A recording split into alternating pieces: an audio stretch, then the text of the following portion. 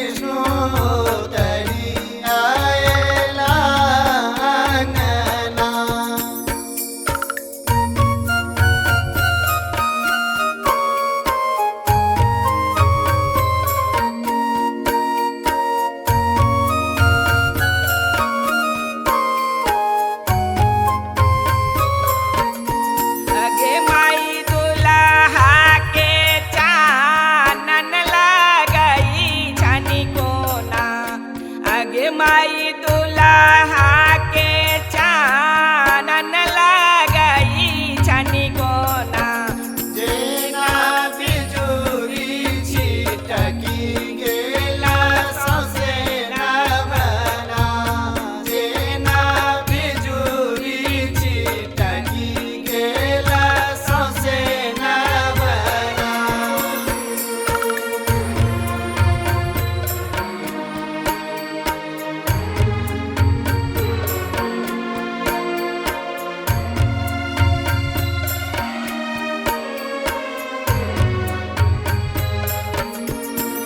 माई दुल्हा के काजर लगई छनी कोना अगे माई दुल्हा के काजर लगई छनी कोना जेना सब नग गोर घटा गनना जेना सब नग गोर घटा गनना।